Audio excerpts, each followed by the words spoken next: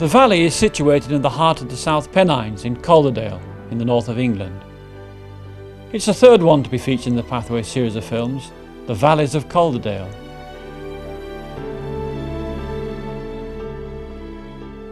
We follow the course of the River Ludd as it meanders through the villages of both Booth and Luddenden, before its journey's end in the River Calder. We'll not only pass through spectacular scenery, but also explore stories from a fascinating historical past and see how the lives of people in the valley have adapted to changing conditions over the centuries. But our film starts here, at the head of the valley, at Whalley Moor Reservoir, also known as Fly Flats. It's home to Halifax Sailing Club. Unsurprisingly, at 410 metres above sea level, it's the highest sailing club in England. The reservoir covers 90 acres, and at this moorland location, clear winds and excellent sailing conditions are almost guaranteed. Formed in 1959, the club is owned and run by its members, and they warmly welcome dinghy sailors and windsurfers to test the conditions. After Fly Flats, a short walk along Withins Road brings us to a stile and a path which crosses open, bleak moorland past Slade Farm. Descending, we have our first view of the Luddenden Valley, and meet Heights Lodge, or Top Lodge as it is known locally. This is the first of two lodges which guarded the entrance to Castle Carr. A further descent brings us to Low Lane, which leads to the lower lodge. This has an imposing presence with two forbidding castellated towers, joined by a Norman archway.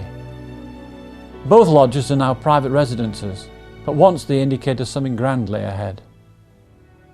It's hard to imagine, but these ruins are all that remains of what was once the splendid Castle Carr, which dominated the head of the valley.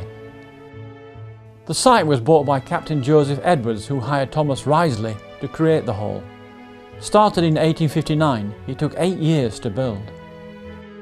It was a gloomy baronial hall, built on a vast scale with a 62-foot banqueting hall, a 52-foot long picture gallery and a 60-foot high grand hall with a great staircase.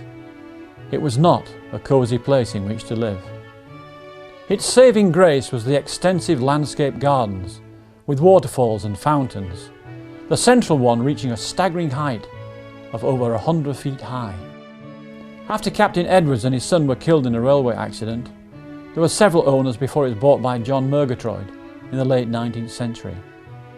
He used it mainly as a hunting lodge, and, on it becoming derelict, it was demolished in 1962. In such a wild and remote place, imaginations can run riot, and at one point the demolition men downed tools, claiming the place was haunted. Nowadays the estate is closed to the public, but once a year they are given access as part of a charity walk organised by the Halifax Rotary Club, where they can picnic and marvel at the magnificent spectacle of the central fountain soaring skywards. When the gates close on the last person to leave, the silence gathers around the fallen masonry, and the remaining walls are left to crumble in the stillness.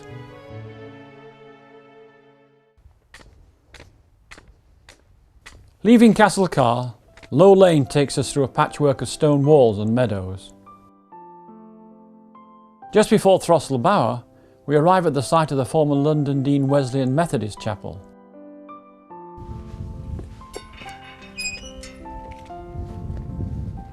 It served the scattered farms and dwellings at the head of the valley.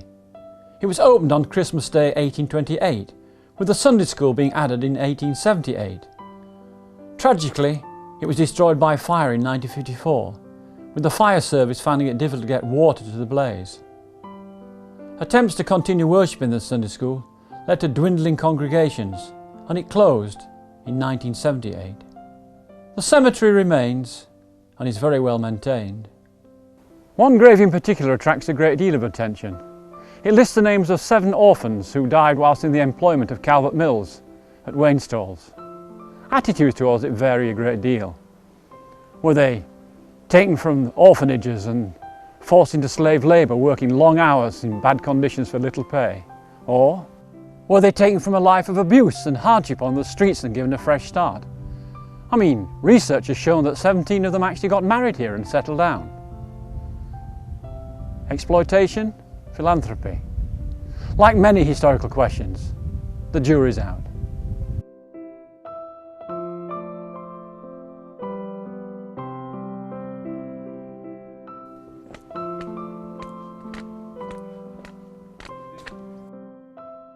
Low Lane becomes Hayes Lane, drawing us onwards. For those more adventurous afoot, this is our first meeting with the Calderdale Way, downwards into the valley.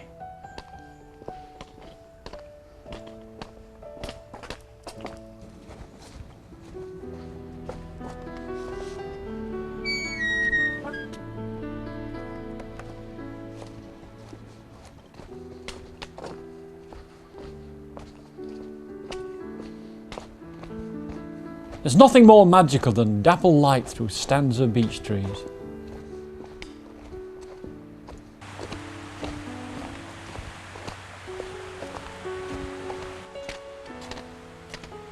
An old bridge takes us over the River Ludd and out of Wade Wood.